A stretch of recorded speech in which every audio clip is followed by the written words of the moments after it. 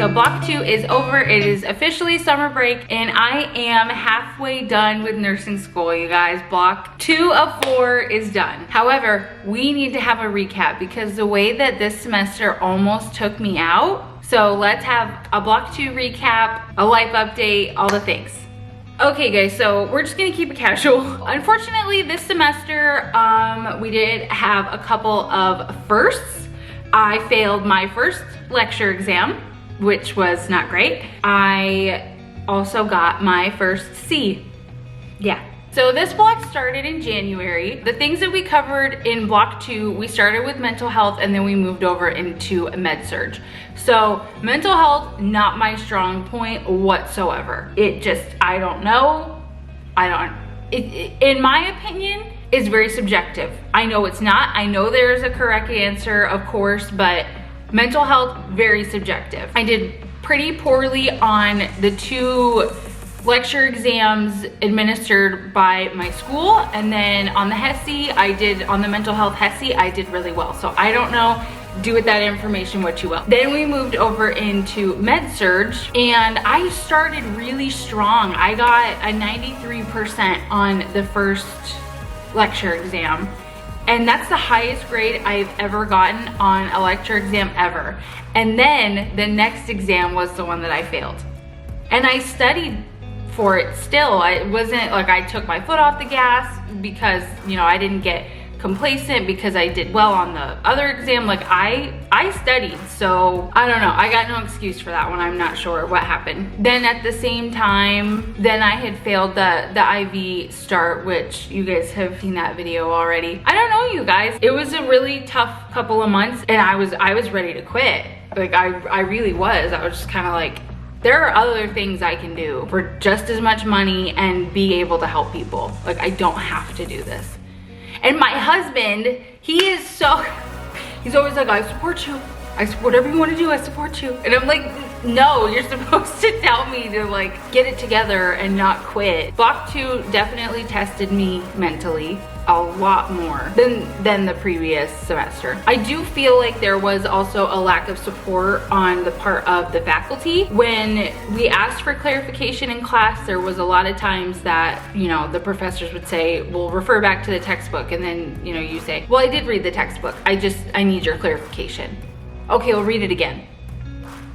Okay, cool. And, you know, I can take responsibility on my part that after a while, I stopped asking. Because if that's the response that I'm gonna get, I'm not gonna waste my time. I'm just gonna, you know, try and figure it out as best as I can on my own. Which I probably could have not shut down as much as I did and continue to ask for help or maybe escalate. But at the end of the day, I just don't feel like the faculty is very supportive in my program. I assume they're trying to mold you into a person who can like problem solve on their own. Like they don't want you to be dependent on them. They want you to, you know, go find the information for yourself. Which I guess there is a, you know, a place for that, but like I'm paying you via my tuition to teach me. So like, could you teach me, please? That'd be fantastic. Another thing that was really difficult this semester was my job. We had lecture 2 days a week, lab 1 day a week, clinical 1 day a week, and then I had to work 2 days a week. So my clinicals didn't start until right at the end of the semester. I had clinical the day before our final exam. Right. Yeah. So that being said, towards the end of the semester, the last 6 weeks of the semester, we had 4 exams. And I was occupied 6 days a week. So I was losing 2 study days from my job, and then I was losing an additional study day when I was doing clinicals. That is the unfortunate thing about working as a PCA. Unless you can find that like unicorn job that doesn't do 12-hour shifts, you're losing an entire day. So it was kind of like during like game time when I needed to like buckle down and, you know, just grind it out and get everything done, like when everything was coming at me all at the same time, that was when I had clinicals and work. So anyway, all that to say, I do have a couple of takeaways that hopefully can help you before you get in this kind of a situation that I found myself in this semester. The first one being that sometimes working part-time is too much. And I really hate to say that because I really did just want to like prove to myself and like to everyone else that like I could do it. Like I could work, I can do it all. I can have a job, kids, husband, the whole bit, and still go to nursing school. And I did do it. I'm proud of myself. I kept my job and I passed. I did what I had to do. I did the damn thing this semester. I really did. However, there was quite a cost to be paid for that. And that was like my mental well-being. I was just a mess. Like I was just very tense all the time. I, was crying a lot, just stressed. It was very stressed. Like, and it was kind of like always being put between like a rock and a hard place. Like if you can avoid working, I would ultimately recommend with the best of both worlds, getting like a PRN job. If you can get a PRN job where you don't have like a certain threshold of hours that you have to meet weekly, then I would say do something like that. My job is part-time, so I have to work 2 12s a week. Like that's my bare minimum. So unfortunately, that's, that's what I had to do. I had to do 2 12s a week. But if you can find a PRN job where, you can work like 1 day every 2 weeks or, 1 day a month or whenever you're able to, I would definitely recommend doing something like that. I do think working part-time is too much. Losing those 2 study days, that's a lot. That is a lot of time to lose when, you are having a lot of exams and stuff. So another takeaway, I'm embarrassed to say this, but I compare myself way too much to other people, way too much. It's true. So my class is very open with each other. Like, I don't think it's a good thing, and I kind of wish we could put Pandora back in the box, but it's too late now. Every time I've failed, I feel like I have like failed on stage. Like I feel like the whole world is watching, and like they're not. Like that sounds so self-centered to say, but it just puts you in a really negative headspace and makes you think ways that like you don't normally think. So when I failed IV, for example, I walk out of the room knowing I had failed. Obviously they just told me, and everybody's outside and they're like, did you pass? Did you pass? How did you do? And I'm like, just, can you fuck off? Like honestly, like, can you fuck off? Like, no, I didn't. Like, and it's not their fault. Obviously, I did not say that. But I'm just like trying not to cry. And I'm just trying to get to my car, And same thing, like when like the exam grades come in and, I failed the one exam and that sucked. Because it just felt like I was failing constantly.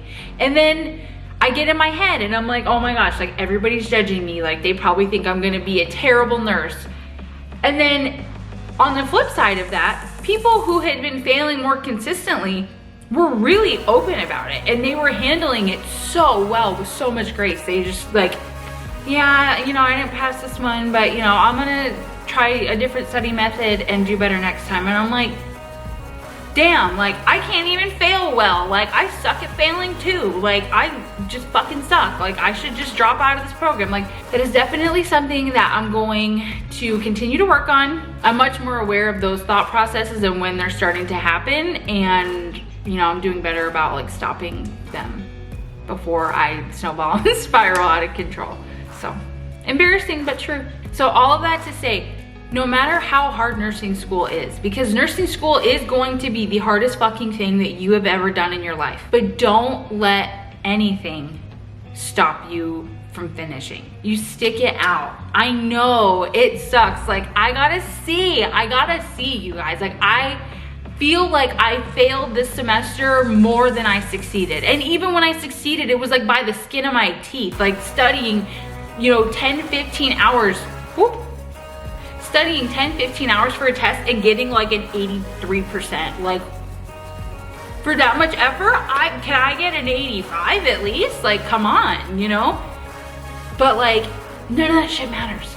And none of it's gonna matter when you have RN after your name, because you busted your ass to get to the place where you're at, and you're gonna finish. You are gonna finish. You've got this. I know you've got this. Do not let a failure a speed bump, whatever. Don't let anything stand in your way. That is my block 2 recap. Tie it all up in a nice little bow for you. It was really hard. It was the most difficult thing I've ever done. But I also learned how to put in an IV. I put in an IV on a real person 2 times. So that was cool. Failed a couple times.